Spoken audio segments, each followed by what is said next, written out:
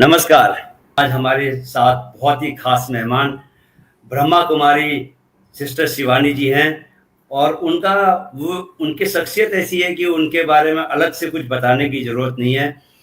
हिंदुस्तान का लगभग हर व्यक्ति जानता है कि किस तरह वो पिछले कई वर्षों से जीवन को और आनंद से भरा हुआ, मानसिक और शारीरिक रूप से स्वस्थ और आध्यात्मिक रूप से एक उठान जीवन में लाने वाली एक उन्होंने मुहिम शुरू की हुई है और आज हमारा सौभाग्य है कि वो हमारे बीच में हैं।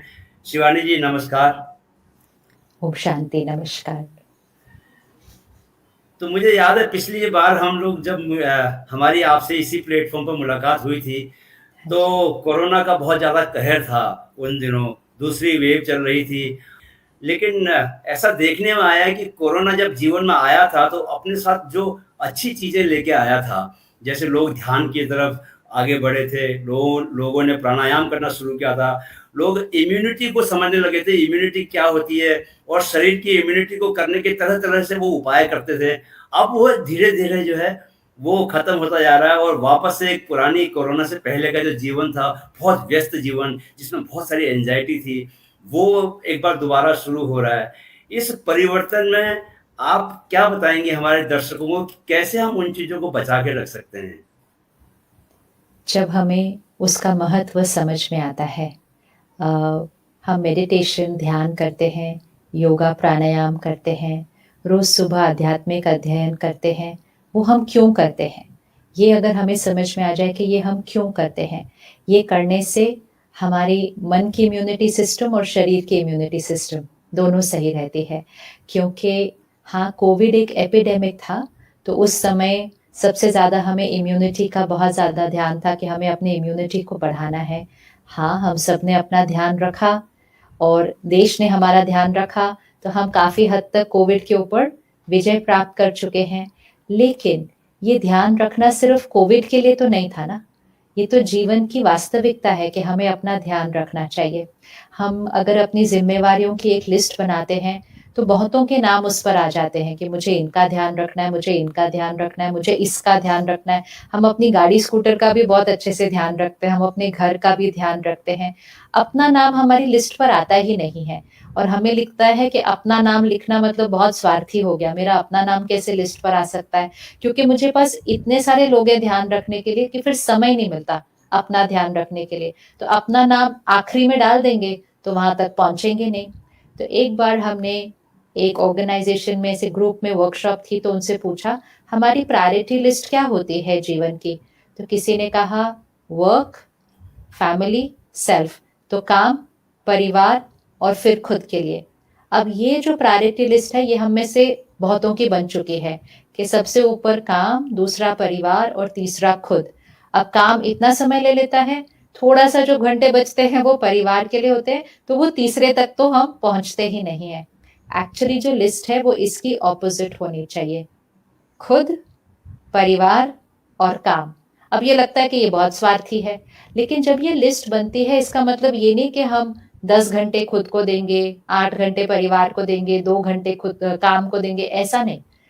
स्वयं के लिए, परिवार के लिए और काम के लिए अर्थात स्वयं का जब ध्यान रखेंगे, तो हमारे घर के रिश्ते और नेचुरल और ब्यूटीफुल हो जाएँगे क्योंकि मन शांत रहेगा, खुश रहेगा, छोटी-छोटी बातों पर चिड़चिड़ापन नहीं होगा, गुस्सा नहीं आएगा, लोगों के स्वभाव संस्कार को हम समझ पाएँगे, चुप रह पाएँगे, सहन कर लेंगे, क्षमा कर ये सारी क्षमता हमारी बढ़ जाती है जब हम अपने खुद के मन का ध्यान रखते हैं। तो जब खुद का ध्यान रखते हैं, परिवार के रिश्ते सुंदर बन जाते हैं। जब खुद का और परिवार का ध्यान रखकर काम पे जाएँगे, तो मन बहुत निरसंकल्प होगा। काम पर एकाग्रता से रहेंगे, चिड़चिड़ापन नहीं आएगा, घर की कोई परिवार की कोई परेशानी यहाँ नहीं पकड़ के रखी होगी। तो हमारे काम पर करने की क्षमता कई गुना ज़्यादा बढ़ जाएगी। तो हम पहले से ज़्यादा अच्छा काम कर सकेंगे, क्रिएटिव काम कर सकेंगे, काम पर जो हमारे सहकारी होंगे उनके साथ हमारे रिश्ते अच्छे हो जाएँगे क्योंकि हम सवेरे-सवेरे खुद का ध्यान रखकर, परिवार को अच्छे से सँभाल कर फिर आए हैं। तो ये सिर्फ़ एक ऑर्डर है जो हमें ठीक से सेट करना पड़ता है। तो ये जो मन है वो बीज है। जीवन के वृक्ष का बीज मन है। अगर बीज को ही रोज़ पानी नहीं दिया, जड़ों को रोज़ पानी नहीं दिया, तो वृक्ष पर कितनी भी मेहनत कर लो, कोई ना कोई कोना सूखा रह ही जाता है। इसलिए बीज और जड़ों को रोज पानी दे दें, 15-20 मिनट रख लीजिए अपने लिए, तो वृक्ष फला फूला रहेगा, अच्छे अच्छे फूल निकलेंगे, उस पे अच्छे अच्छे फल निकलेंगे। जड़ों और बीज को रोज पानी देना चाहिए। तो वो आदतें जो शुरू की थी उनको जरा प्यार से वापस ले लें कि एपिडेमिक भले धीरे धीरे खत्म हो रहा है, लेकिन जीवन में कभी भी कोई भी परिस्थिति आ सकती है और शरीर में भी कभी भी कोई भी बात आ सकती है अगर हम अपने इम्यूनिटी का ध्यान नहीं रखते। तो ये हम आपने बहुत सुंदर बात कही काम वाली। मुझे लगता है कि 90% से ज़्यादा लोग इसी बात से, इसी समस्या से ग्रसित हैं कि वे काम को पहली प्राथमिकता देखते हैं, परिवार को फिर दूसरी ओर, अपने को बहुत ही अंतिम प्राथमिकता देखते हैं। और ये बात भी आपने बहुत अच्छी बताई कि जब हम अपने को समय देते हैं तो उसके बाद फिर हमारी जो प्रोडक्टिविटी है, हमारी उत्पादकता बढ़ जाती है, क्योंकि मन बहुत शांत रहता है। तो हम जब, अगर हम अपने को, चलिए हमने डिसाइड कर लिया कि हम अपने को समय देंगे, तो आप कृपया बताएं कि उस समय को हम किस किस रूप से दें, क्या क्या करें ऐसा जिससे कि हमारा मन वाकई शांत रहे और हमारी उत्पादकता बढ़े और हम वाकई अपना ख्याल रख पाएं। क्या क्या ऐसी चीज़ें हैं, क्या क्या गतिविधियां हैं जिनमें हमको अपने को खुद को शामिल करना चाहिए? सबसे पहले हमें ये ध्यान रखना होगा कि ये मन, आत्मा जब सोचने का काम करती है हम उसको मन कहते हैं। आत्मा एक दिन में हजारों संकल्प हम रच लेते हैं, राइट? और हर संकल्प से हमारा मानसिक स्वास्थ्य बनता है, हर संकल्प का असर हमारे शरीर पर बनता है तो हमारा शरीर का स्वास्थ्य भी बनता है। हमारी हर सोच लोगों तक पहुंचती है, हमारे रिश्ते यहाँ सोच से बनते हैं और हमारी हर सोच संकल्प वातावरण में जाता है।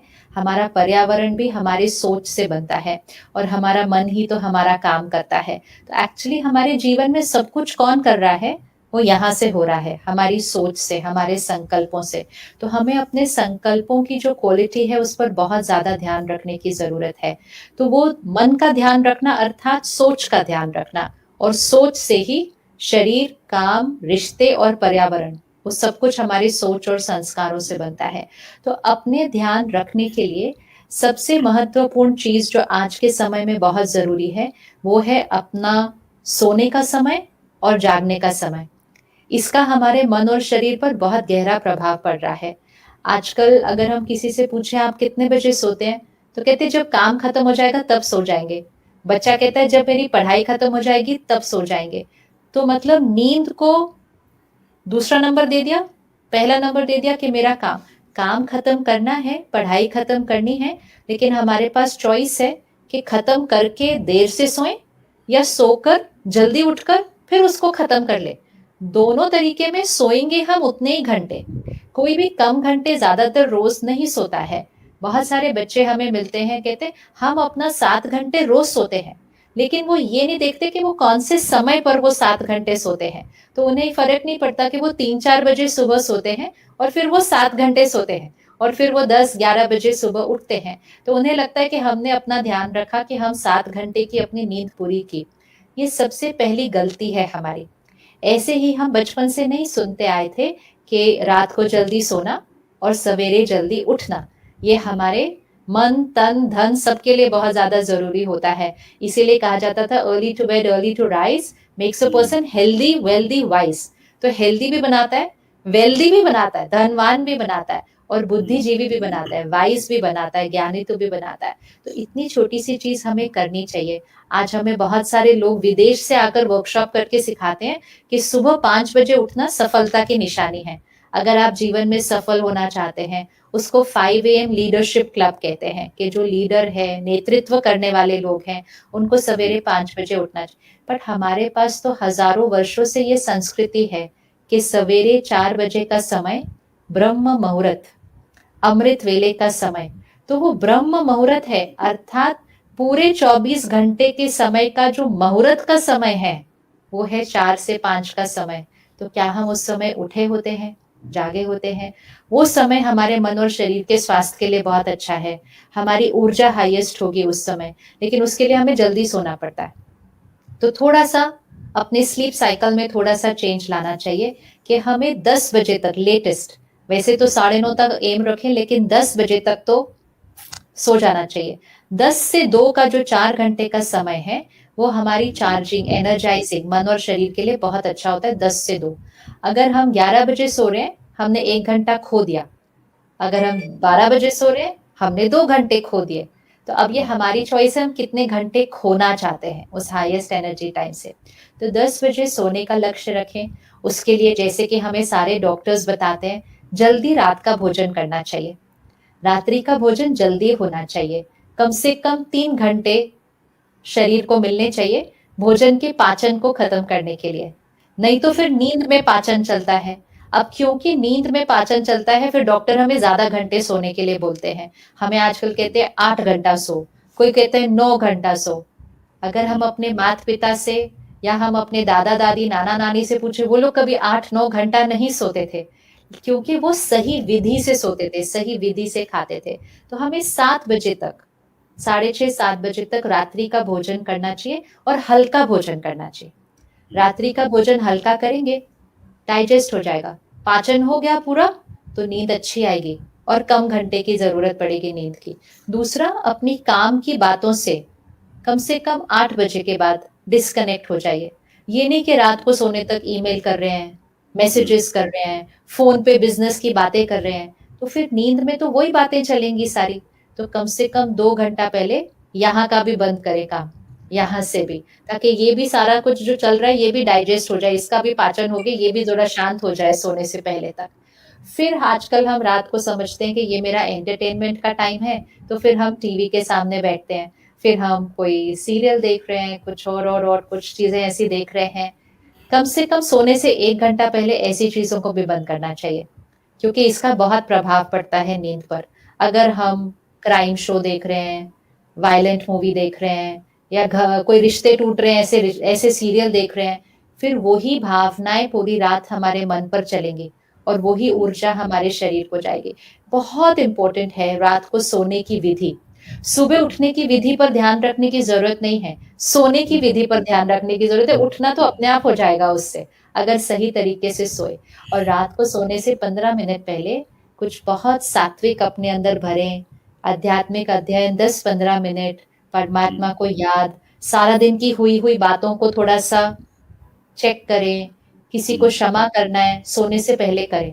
रात को सोने से पहले क्षमा करना बहुत जरूरी होता है, क्योंकि हम में से बहुत कहते हैं कि पुरानी बातें भूलती नहीं। लोगों को हम क्षमा नहीं कर पा रहे इतने सालों से, क्योंकि उस दिन रात को नहीं किया था सोने से पहले। अगर रात को सोने से पहले कर देंगे, वो बात उसी दिन खत्म हो जाएगी। लेकिन अगर सोने से पहले नहीं किया, तो वो बात यहाँ से सबकॉन्शियस में चली जाती है, मतलब गहरी चली गई। फिर तो हम कितना साल पकड़ के रखते हैं। तो किसी को क्षमा करें, किसी से माफी मांगनी है रात को सोने से पहले, यहाँ ही मांग ले। अगर बोलकर मांगने की ताकत नहीं है, तो कम से कम मन में तो माफी मांगे। कुछ गलत सोचा था, उसको चेक, ये सारी सफाई 5 मिनट का काम है, लेकिन ये 5 मिनट जरूर करना चाहिए। तो फिर रात को हम बहुत सकारात्मक तरीके से सो रहे हैं, हमारी सोच नींद में बहुत अच्छी चलेगी। और जब रात को नींद में सोच अच्छी चलेगी, सुबह सुबह अच्छी सोच के साथ शुरू होगा दिन। फिर हम ऑटोमेटिकली 4-5 बजे के बीच उठ जाएंगे, परमात्मा को याद करेंगे, ध्यान करेंगे, मेडिटेशन, फिर योगा प्राणायाम करेंगे, फिर हम आध्यात्मिक अध्ययन करेंगे, क्योंकि वो हमारी खुराक है मन की। खुराक डालना बहुत जरूरी है। जैसे आपने कहा कैसे हम सही सोचें, हम नहीं सोच सकते जब तक हम अच्छी खुराक नहीं डाल रहे। अच्छी खुराक डालना इसलिए जरूरी है, क्योंकि आजकल हम दूसरी खुराक बहुत ज्यादा डालते हैं। अगर हम 20-25 साल पहले जाएं, जब हम दूसरी खुराक नहीं डाल रहे थे, मतलब हम सारा दिन टीवी फोन नहीं कर रहे थे, तो हमें दूसरी की भी जरूरत नहीं थी, हम ठीक ठाक ही चल रहे थे। लेकिन आजकल सारा दिन में इतना कंटेंट डालते हैं अपने अंदर, और उसकी क्वालिटी में सब तरह की बातें होती हैं, सब तरह की। इसलिए सुबह सुबह 15-20 मिनट वो खुराक, तो ये थोड़ा सा दोनों टाइम चेक किया, और सारा दिन में ध्यान रखा कि हम जिस तरह से बोल रहे हैं, हम जिस तरह से व्यवहार कर रहे हैं, और फिर और सूक्ष्म हम जिस तरह से सोच रहे हैं, ये हमारा संस्कार, हमारा कर्म बन रहा है, और यही हमारा भाग्य बनेगा। तो हर क्षण हमारा भाग्य हमारे साथ साथ चलता है। हम अपना भाग्य अपने हर सोच, बोल और कर्म से करते हैं। तो छोटी छोटी बातें करने से संकल्प सही रहते हैं, सात्विक रहते हैं, शक्तिशाली रहते हैं। तो फिर दिन अच्छा बीतेगा और आपके हर काम में आपकी ऊर्जा सही रहेगी।